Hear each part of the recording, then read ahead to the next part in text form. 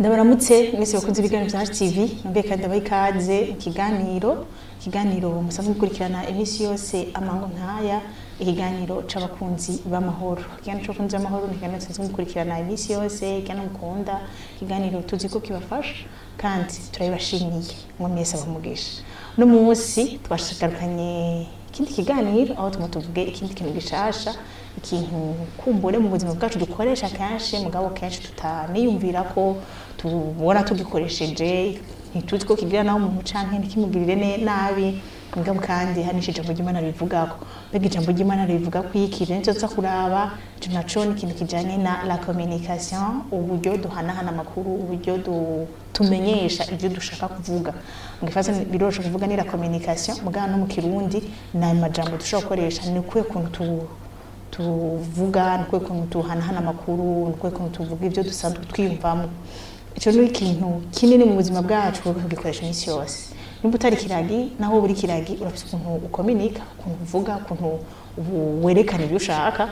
Ivyo navyo biri mu bintu bitugize imisi yose. Nta munota canke isaha yohera udakominitse, utavuze, udahanahanya amakuru.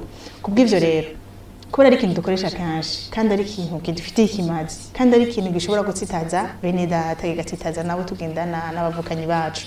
Jimwe tugomba tuvuge mbega mu guhanahana amakuru bisigura iki? Mbega guhanahana amakuru ni ibihe bintu bikuru kuri bibigize? Mbega umuntu ahanahana amakuru gute? Mbega no burya bwiza bwo guhanahana amakuru bibiri tubwira? Ivyo n'ibindi nivyo bibazo tugiye guca irya nino. Dufise umutumire yatwitavye muri studio ya television Heritage, kandi ni waje kuduha umuco, aje no kutwunganira, aje no kutugira inama ingene twobigenza. Nawe si wundi tumuhaye ikaze kandi yidondora ingene anabibwira. Murakoze cyane kuba mwantumiye. Amazina ni Teddy Claude Arushimana. Nkaba nsanzwe mu byo nize harimo igice kimwe kijanye n'ibintu byo kumenyesha amakuru. Rero nibaza yuko turiko turavuga kumenyesha amakuru ni ikintu cyo mu buzima bwa misi yose, kuko abantu barakene kumenya inkuru cyangwa se nawe ibikugize ivyo ushaka gushikiriza abandi, urakene kumenya ukuntu bishikiriza kugira ngo ico ushaka gushikako abantu bashe kugitahura, kuko rimwe na rimwe hari igihe ushobora kuvuga ikintu mugakora ko wakivuze nabi cyangwa se wakivuze mu mwanya atari wo, ugasanga ko kirasambura niko kirakiza cyangwa se abantu ntibagutahuye cyangwa bagutahuye ukundi kuntu. Nico gituma guhanahana amakuru ni kimwe mu bintu bigize ubuzima bw'umuntu mu buzima bwa misi yose cyangwa se mu buzima bw'ikibano. Dutangure Teddy, nkuko meje kubivuga, mbega twosigura gute guhanahana amakuru? Iyo tuvuze guhanahana amakuru umuntu yumva iki? Guhanahana amakuru twavuga yuko ari ubutumwa, nico no kwita message, ubutumwa ubushaka gushikiriza ubundi muntu canke abandi bantu canke umugwi kanaka w'abantu, ico twokwita information. Hanyuma rero ico twita information ushobora kugishikiriza mu buryo butandukanye. Urashobora gukoresha ijambo, urashobora gukoresha ifoto, urashobora gukoresha ico no kwita amasinye nk'akarorero, ibimenyetso bitandukanye, urashobora gukoresha video canke andi masanamu atandukanye. Novuga yuko ni muri ubwo buryo butandukanye, mugabo vyose bitangurira ku butumwa ubufise. Mugabo ubwo butumwa bugenewe umuntu canke umugwi w'abantu kanaka. Rero ubwo butumwa ushaka kubushikiriza ukoresheje ibintu bitandukanye, ico no kwita rero amasiporo. Mbega ubwo butumwa bwawe ushaka gukoresha iradiyo, ushaka gukoresha imbonesha kure, ushaka gukoresha bitokwita ama réseaux sociaux, ushaka gutuma intumwa, kuko n'intumwa ndashobora gufata ubutumwa bwanje nkaburungikana uwundi muntu kugira ngo abushikane ku wundi muntu. Umva rero ivyo vyose ni ibintu bigize ico kintu kijanye no kumenyesha amakuru canke communication. Urakoze cyane. Iyo tuvuze kumenyesha amakuru, iyo tuvuze na communication, turumvamwo ivyo muheje kudondagura uburyo bwinshi bwo kubikora. Muri ubwo buryo bwinshi mwatubwiye bwo kubikora, mwibaza ko ari uburyo navuga bwiza butomoye umuntu yoshikirizamwo inkuru afise, uburyo bwiza umuntu yokoresha bwo barubo. Reka tugende mu ijambo ry'Imana kubera ko nsanzwe nemera Imana kandi Imana nayo nyene akaba ariyo ikominika ubwa mbere gusumba niyo ikominika imisi yose tumenyesha amakuru bice mu ijambo ryayo. Reka rero dusome ijambo ryayo turabe ijambo ry'Imana ritubwira. Dusoma muri mu cete Paulo yandikiye ishengero ry'Efeso igice ca 4 ku murongo wa 29 aravuga ngo ntihagire ibiyago bibi biva mu kanwa kanyu, ariko muvuge ijambo ryiza ryose ryo gukuza ukwiye kuribwirwa kugira ngo riheshe abaryumvise ubuntu bw'Imana. Rero nciye nishura ikibazo cawe, uburyo nibaza abantu bakoresha kenshi kugira ngo bashobore gushikiriza amakuru cyangwa se inkuru n'ururimi ni jambo. Naza ko ndakwishura. Ego n'ururimi ni jambo mugabo shaka kumva mbega nibwo buryo bwiza bwo gukominika canke muri bwa bundi buryo mwatubwira hari ubundi buryo bwiza umuntu yakominika? Hari ubundi buryo bwinshi cyane umuntu ashobora guserura icumviro ciwe, ashobora guserura inkuru yiwe kugira ngo ashobore kwishikiriza, kuko natanga mvuga nti umuntu ashobora kubishikiriza biciye mu ijambo yavuze n'ururimi rwiwe.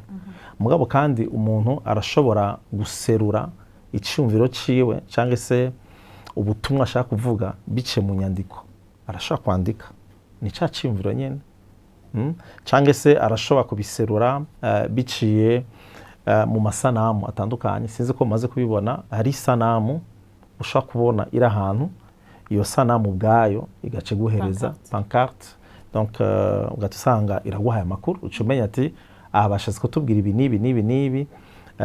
Ndibuka hari ahantu mu gisagara ca Bujumbura usanga hariyo amasanamu menshi, nk'akarero hari ibibanza bimwe bimwe ubiravye nk'akarero bitwereka nk'ikibanza cyo twita Place de l'Indépendance, kiratwereka hariho statue cyangwa se igishushanyo c'uwiguze intahe yo kwikukira y'u Burundi, umuganwa Rudoviko Rwagasore.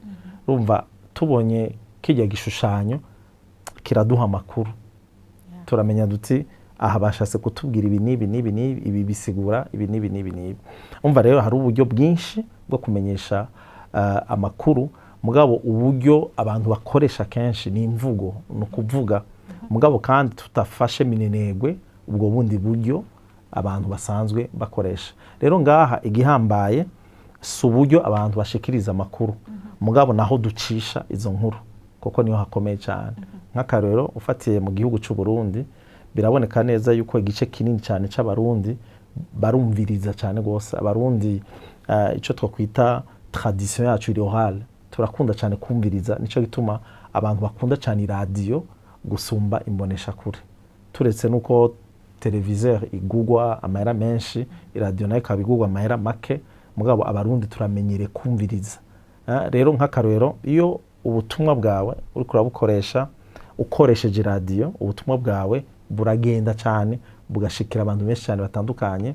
Mugabo kandi tutibagiye yuko hari abantu baba ruguru hagati n'aba mu bisagara, rero uburyo bakira inkuru cyangwa se zibashikira buratandukanye.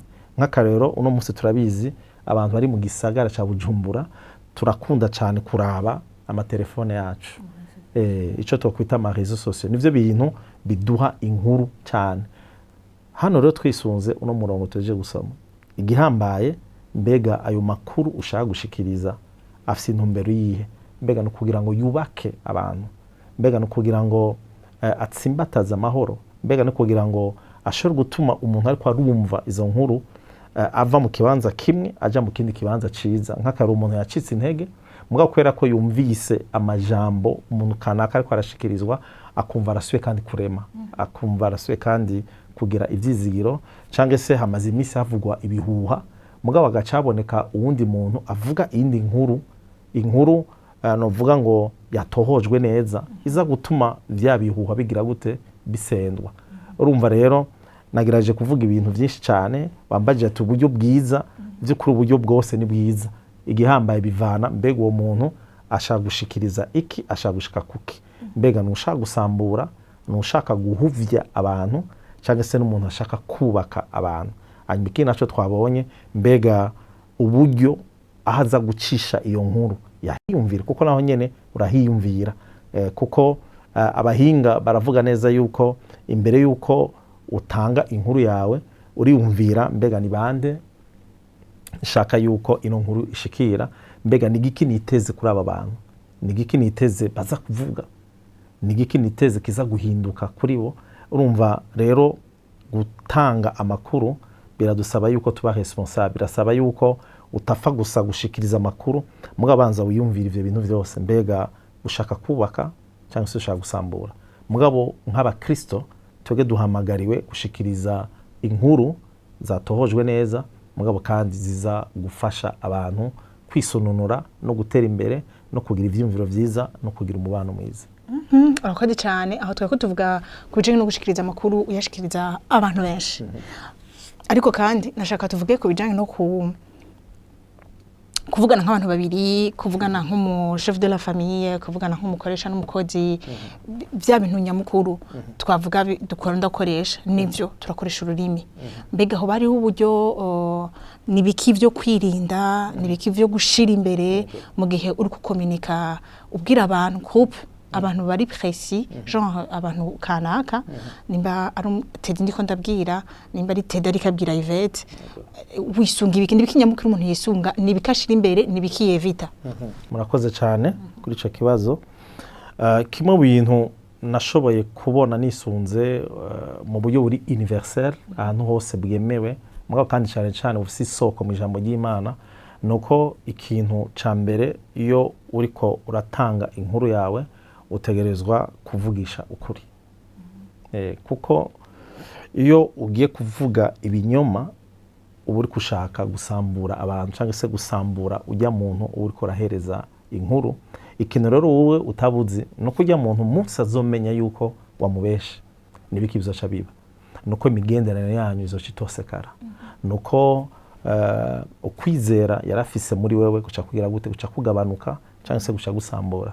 Nico gituma ikintu ca mbere dukwiye kwisunga iyo uri kuramenyesha amakuru, raba neza yuko wavugishije ukuri.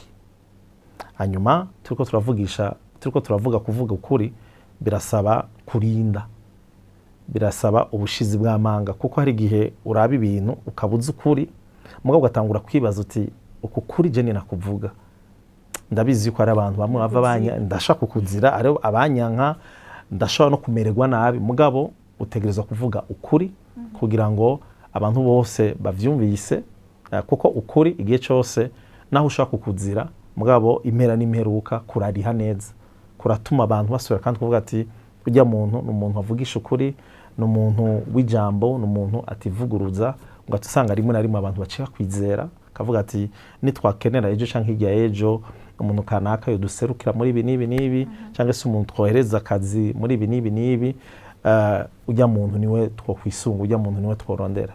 Hanyuma ikindi kintu naco twokwisunga nuko inkuru cyangwa se amakuru yawe imbere yuko uyashikiriza banzu yatohoza, kuko biroroshe cyane gufatira ku kintu kimwe gusa ugasanga ari umuntu umwe yaje kukubwira amakuru kanaka kubijanye n'undi muntu, aho nyene ugaca ufatiraho bivita urusaku.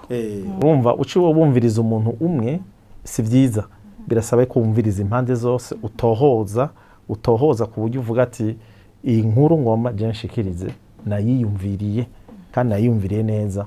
Muri ivyo nyene bijanye no gutohoza hariho kandi ikindi kintu kijanye no gukingira abaguhaye inkuru, kuko ari umuntu ashaka kuguhereza inkuru bigasaba yuko umubikira ibanga kuko yagufashije, kuko mu gihe ugiye guca uvuga ati je umuntu yambwiye ibi nibi nibi nibi, umuntu yamaye ni kanaka, umva ubuhejeje kumugurisha, kandi ibintu navyo si vyiza. Umva rero muri ibintu byo kumenyesha amakuru watohojeje, wamenya amasoko cyangwa se wamenya abantu, rero utegerezwa gukingira abantu baguhaye inkuru cyangwa se ahantu bakuye ayo makuru.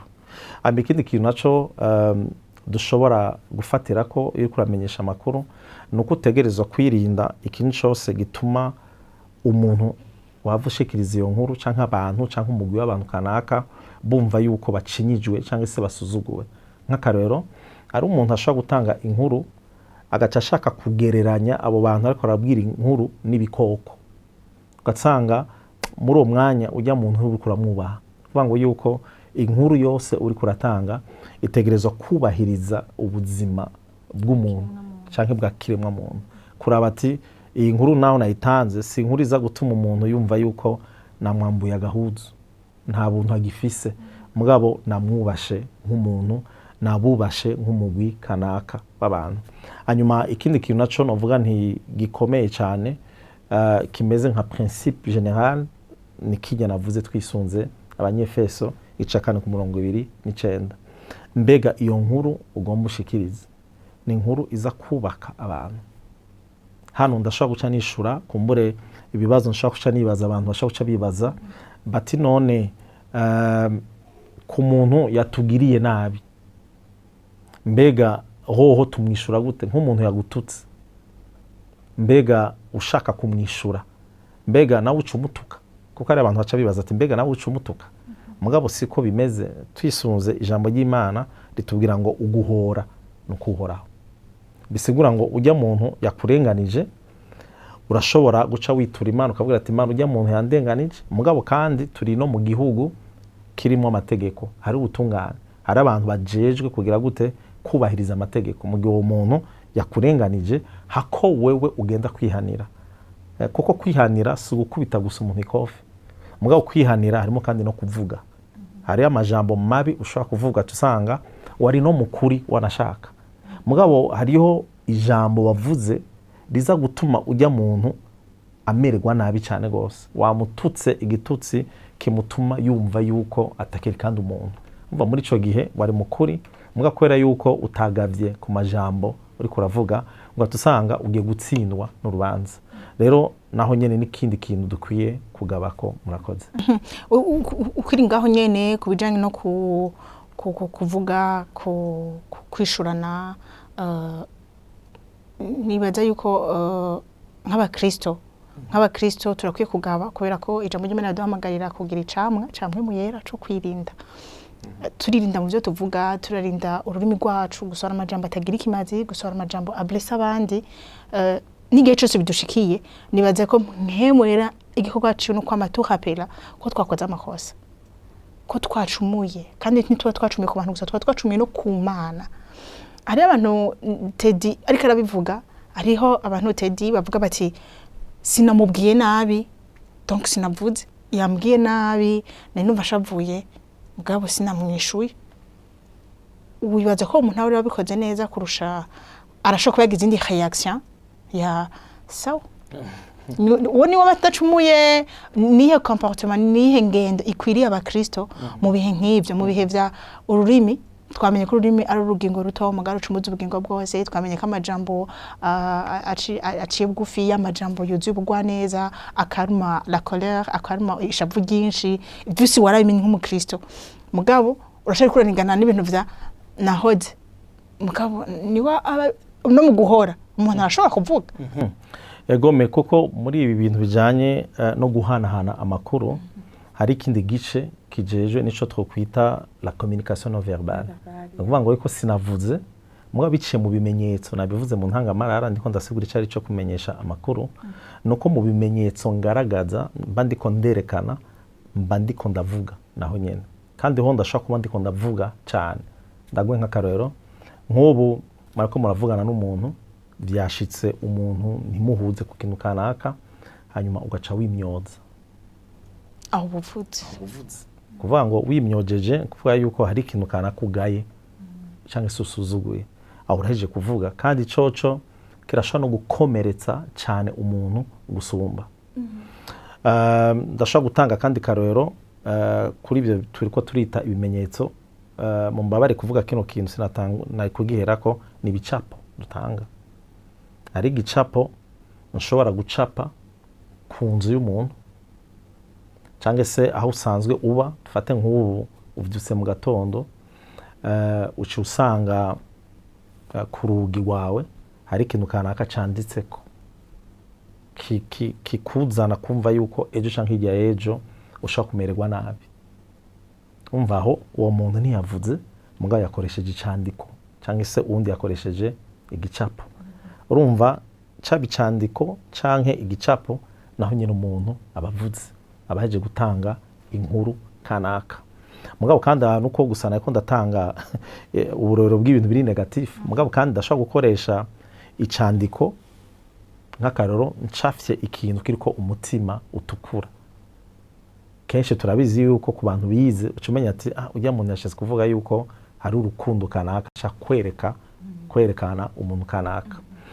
Mugabo kandi akaba n'abandi bantu rero muri ivyo bijanye n'ibimenyetso na ahantu hakomeye cyane, ahubwo dukwiye kwirinda kuko harakomeretsa cyane gose. Nako ndavuga kwimyoza ni nkuko kandi nshobora gukoresha tufate nk'ubu nifashe gute, tufate nk'ubu uri kurambaza ibibazo ukaje ubona nifashe gute, nta na kimwe ndiko ndavuga, mugabo beje gusigura yuko ndiko ndagukurikirana, ndiko ndagukurikirana neza, sindiko ndasamara. Cange se urashaka uri kuravuga ugatsanga umuntu ariko ariyagaza mu mutwe muri uwo mwanya, bisigura yuko hari ikintu kanaka citwa ukuri ariko ashaka kunyegeza. Ayo yose ni za communication non verbale, umuntu ariyagajije. Cange se ari ukuntu umuntu yariko aravuga ugatsanga ari ukuntu gutya yuguruye amaboko. Iyo nuguruye gutya amaboko ndiko ndavuga, bisigura yuko ndifitiye icizere, ico bita self esteem, vuga ngo yuko ndifitiye confiance mu bintu mba ndiko ndavuga. Urumva rero izi langage non verbale cyangwa se communication non verbale zirakomeye cyane gusumba na ya majambo tuvuga. Rero ni naho hantu rero dukiye kugaba cyane gose, kuko no mu Kirundi baravuga ngo n'utavuze n'uhigimye abavuze. Kandi akona kantu mu Barundi gahari, iyo umuntu avuze ngo umva aho arahejeje kuvuga kandi ikintu kinini cyane gose. Ikindi kintu naco kumbure kitarimo kuvuga nico tokwita ama melody. Melody ni kuvuga ngo umuziki, hari imiziki irimo amajambo n'indi miziki itarimo amajambo. Rero ndashaka kuririmba akaririmbo ntashizemo amajambo, mugabo ugatusanga ujya muntu ndiko ndabwira cyangwa se ujya mugwi wajya abantu iyo melody barayizi, barayinterpreta, barazi ivyo nashatse kuvuga, aho mba ndiko ndavuga. Urumva rero na wa wundi atavuze, ahubwo si kuvuga ko ari mwiza, hari ibintu ashobora kwifatamo akoresheje ibimenyetso bibi gusumba wa wundi yavuze. Ivyo byose bivana n'iki, bivana n'uwo bariko barabadira canke n'abantu bariko barabwirwa ingene babona uwo muntu. Urashobora kutavuga ukaba wavuze ibintu byinshi, urashobora kuvuga ntuvuge na kimwe. Cinco kindi kintu nibanza abantu badatahura, si kuvuga ko umuntu avuga amajambo menshi bariko aravuga ibintu biri précision, ibintu kanaka.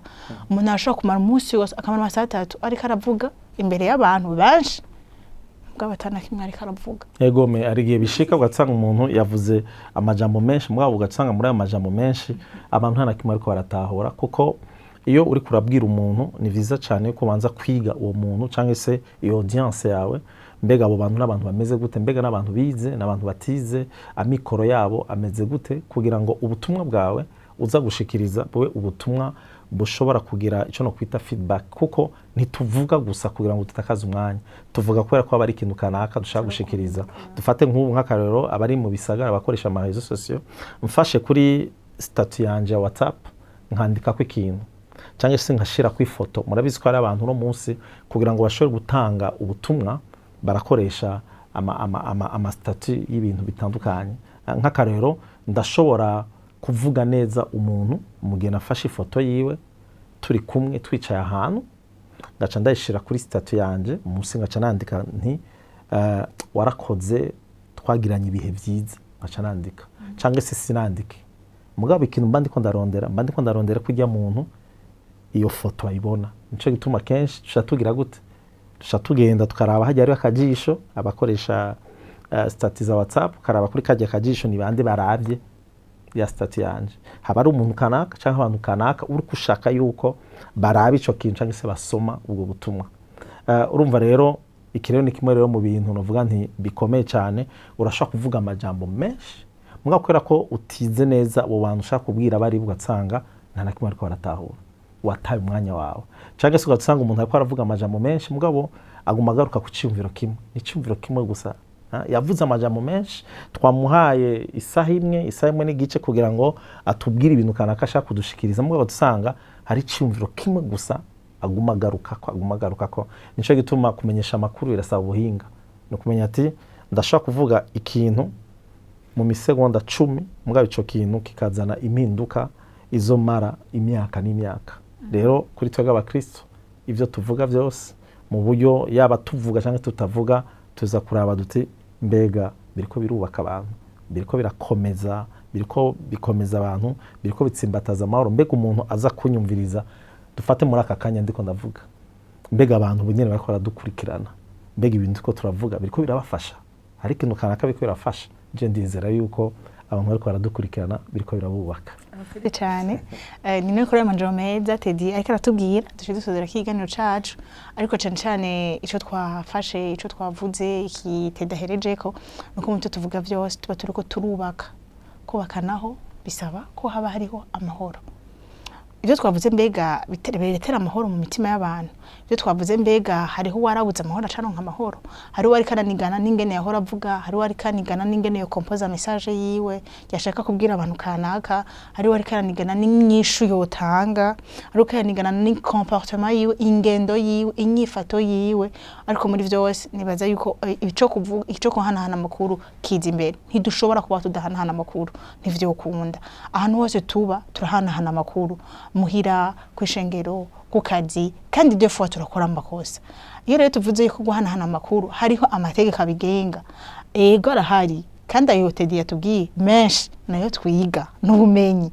Mugabo Bibiliya ibigaruka ko inshuro nyinshi, iravuga ku rurimi, iravuga ku ngendo, ku nyifato tugira, nivyo dukwiye gukora kugira ngo inyifato zacu ziba izabera, abakiri Mwami Yesu mu buzima bwabo, dushobore gutanga amahoro aho turi, kuko natwe tuba tuyafise. Udafise amahoro umubiri uragutrayisa, usanga wagize amamime atajanye wari wahoze, mugabo ukaca werekana ibikorwa bitajanye. Mugabo iyo ufise amahoro muri wewe, naho wareka kuvuga kubera ko wanse gusohora amajambo mabi y'ubupfu, kandi ubizi ko umusohora y'ubupfu uraza kugira comportement itari y'ubupfu.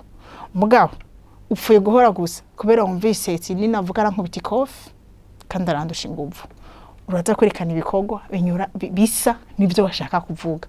Muri byose hagati na hagati ni hehe?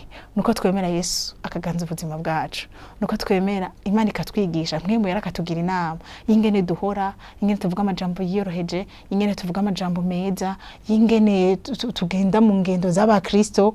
Ivyo byose hamwe duteranje n'ubumenyi twiga, butwigisha ingene tuvuga, n'ingene tuvugisha abantu, n'ingene tubaraba, n'ingene tubamenya, n'ingene tuza kubabwira ibyingira akamaro. Biraza gukoraniriza hamwe bitugirire neza kugira ngo tubane n'abantu neza. Umuntu atavuga neza ndashobora kubishingira intahe katabana n'abantu neza. N'umuntu atavuga asanzwe ahoze arashobora kubana n'abantu nabi kubera ingene yifata. Ivyo byose bija hahandi hamwe duhejeje kuvugana na Teddy yashingiye intahe. Ijambo ry'Imana niryo ritubwira iminsi yose, mwemwe yaratuganiriza iminsi yose, n'ubumwe turiko turavuga hano hantu hari ivyo yatubujije kuvuga, kandi Teddy yobishingira intahe.